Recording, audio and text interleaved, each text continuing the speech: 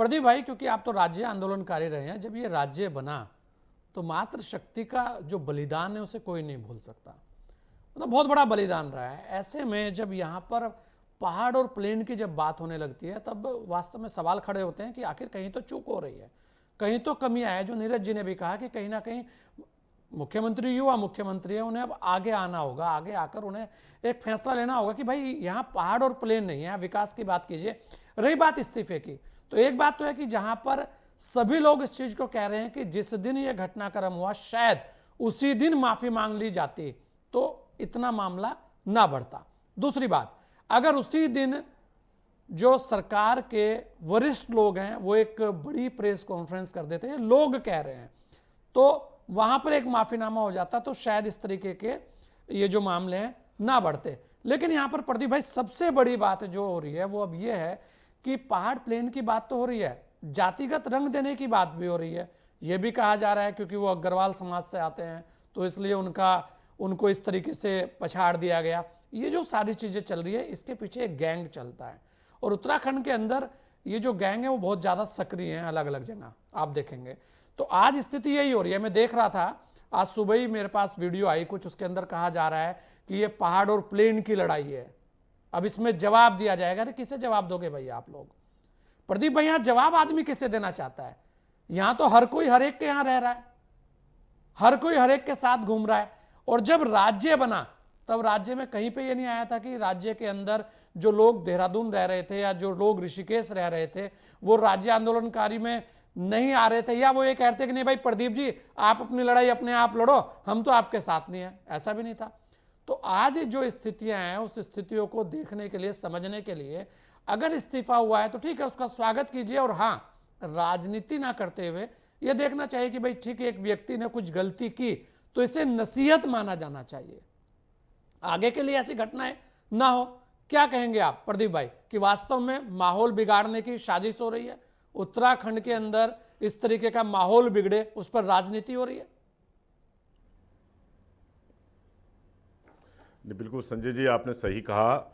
निश्चित रूप में जिस दिन ये पहले दिन ये घटनाक्रम घटा, मैंने उस दिन भी यही बात कही थी और आज भी मैं ये बात कह रहा हूँ कि अगर प्रेम जी से, अग्रवाल जी से अगर वो चीज़ हुई थी, टंग स्लिप पूरी दुनिया की होती है, आदमी से ही होती है। और ये उन्होंने कोई किसी के चाकू नहीं मारा था, इस बात को हम भी स्वीकार करते हैं। लेकिन एक पूरे पहाड़ के समुदाय पे जिन उद्देश्यों को लेकर इस राज्य की परिकल्पना की गई थी, अगर उनकी जबान फिसली थी तो उसी को उस समय वो उसको करेक्ट करके वो हो सकता था।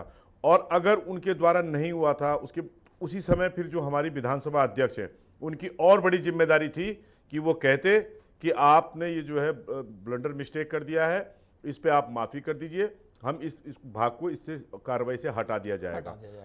उसमें दुख इस बात का हुआ कि प्रेम जी ने, अग्रवाल जी ने सीधे साला की जगह सारा वो कहते रहे। या तो मैं फिर अभी भी कह रहा हूं उनकी तरफ से, अगर वो पॉलिटिकल पर्सन थे, या तो वो अपनी बात पर अड़े रहते कि मैंने सारा ही कहा है। अगर आपने सारा ही कहा है तो आप फिर अगले दिन खेद क्यों व्यक्त करा? मुख्यमंत्री ने क्यों आपको अपडेट करा? उसके बाद फिर दूसरे उन्होंने क्यों अपडेट करा? फिर आप गंगा जी में क्यों गए? फिर आप संगम पे क्यों गए? तो ये चीजें ना उनकी तरफ से, मैं कह रहा हूं कि मुझे बड़ी पीड़ा है कि उनके कोई अच्छे सलाहकार नहीं थे।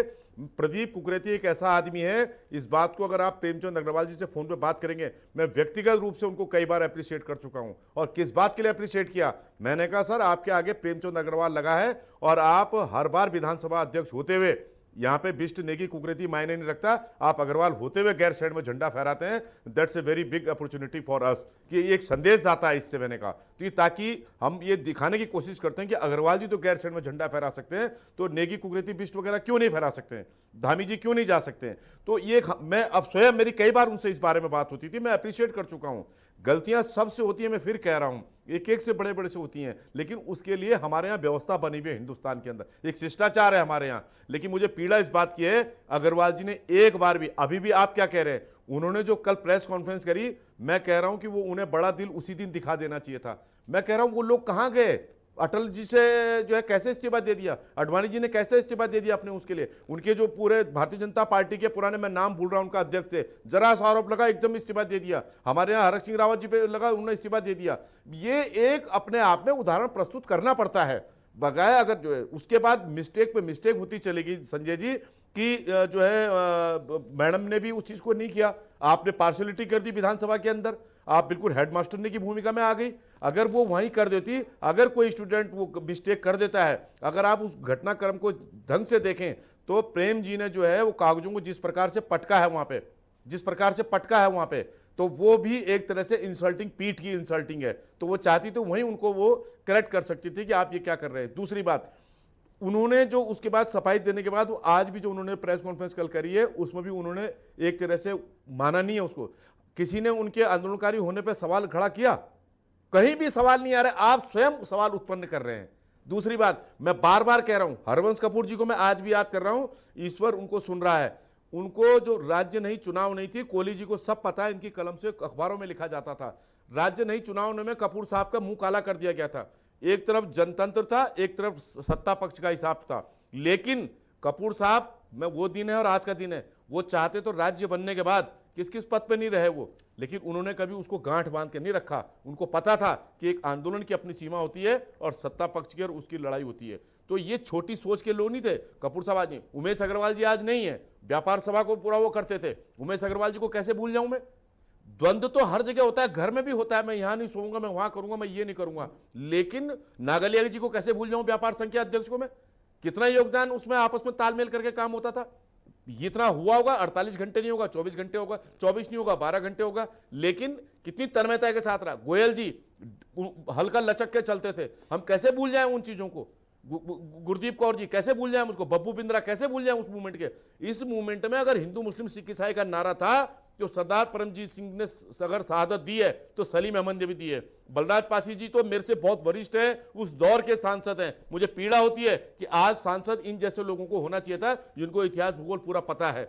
आज पीड़ा इस बात की है कि 8-8 सांसद होते हुए प्रदेश के परिप्रेक्ष्य में जब उस तरह की बात नहीं आती है, उस बात की मुझे पीड़ा होती है संजय जी। और उसमें आज कल मैं देख रहा था एक विशेष वर्ग, वो उनकी अग्रवाल जी की भी बची खुची राजनीति खत्म करवाना चाह रहे हैं।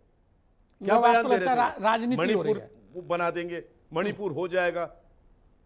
देखिए राजनीति, मैं कह रहा हूं कि उसमें अगर एक पक्ष से हमारे तरफ से भी किसी ने, मैं सुन रहा था एक दिन किसी बयान में कि अब हम किसी लाला से सामान नहीं लेंगे।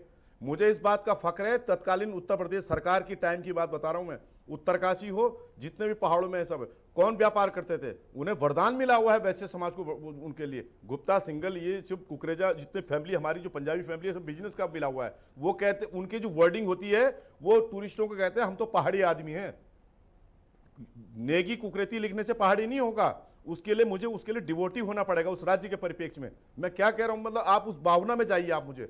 और आज भाई राज्य आंदोलनकारी कई चीजें कोहली जी वो बताएंगे, वहां पे देहरादून उनकी मुख्य पटना बाजार में कोहली जी बताएंगे। वो जब 6-7 दिन जेल गए, वो अलग बात हो सकती है कि किसी ने 365 दिन पार्टिसिपेट किया, किसी ने 1 हफ्ते किया, लेकिन भावना प्रदेश के परिप्रेक्ष्य में होनी चाहिए। मैं इस बात को लेकर, मुझे दुख इस बात का है कि अग्रवाल जी ने अगर वो दिया है, ये घटनाक्रम इतना लंबा नहीं होता, ना नेगी जी को हौली की उस पर डालना पड़ता। और मैं उस बात का कभी वो नहीं रहा, जैसे कल पटाखे छोड़े गए, मैंने हर एक उस पर जहां जहां मैंने देखा भाई इसमें पटाखे छोड़ने वाली कोई बात नहीं है। ये हम एक तरह से चिढ़ाने का काम कर रहे हैं, तो ये काम नहीं होने चाहिए। अब वो क्योंकि वो पॉलिटिकल पार्टी है, वो किस परिप्रेक्ष्य में लेती है, एज ए राज्य आंदोलनकारी, एज ए समाज में जो एक उत्तराखंड के नागरिक होने के नाते जो चीजें हैं उसको हम क्रिटिसिज्म करेंगे, क्रिटिसिज्म होगा। लेकिन एक लाइन सीधी सी बात जो अभी आपने बात कही कि भविष्य में इस बात को ध्यान रखना होगा और माननीय मुख्यमंत्री को फ्रंट में आके इस चीज में क्लेरिफिकेशन लेना होगा कि आखिर इंटेलिजेंस क्या कर रही है, कौन वो लोग हैं। आपने यूसीसी में तो कह दिया कि जो इसके खिलाफ बोलेगा हम उसे नाप देंगे, आपने कह दिया भू कानून में जो आड़े तिरछा करेगा उसको हम वो कर देंगे। इसमें आपने अभी तक इंटेलिजेंस ने क्यों आउटपुट नहीं दिया आपको? ये क्यों इनपुट नहीं जा रहा है वहां पे? चाहे वो तो तराई को बांटने वाला हो, पहाड़ को बांटने वाला हो, ये 9.5 जिलों के लिए इस प्रदेश का गठन हुआ था। अगर 13 जिले बने, बजाय उस पर चर्चा ये होती कि 25 सालों में 13 से जो है हम 25 जिलों की तरफ क्यों नहीं गए, 20 जिलों की तरफ क्यों नहीं गए, स्थायी राजधानी पे क्यों नहीं हो रहा है, मूल निवास पे क्यों नहीं हो रहा है, जो स्थायी जो जिनको निवास नहीं मिल पा रहे उस पर क्यों काम नहीं हो रहा है, रोजगार पे क्यों नहीं, इस पे बहस होती तो हम मजा आता उस बात में के लेके। तो क्योंकि अच्छा तब लगता है कि अगर मैंने कहा ना कपूर साहब आज नहीं है, मैं उनको याद करता हूं, मतलब मुझे इस बात की बड़ी, उमेश जी आज नहीं है, तो ये चीजें हैं जिन्होंने इन लोग इस राज्य के लिए ये तो मैं अपने देहरादून की बात बता रहा हूं मैं। आप जब उधर जाएंगे बाकी पासी जी बताएंगे वहां किस तरह का उन्होंने वहां देखा है।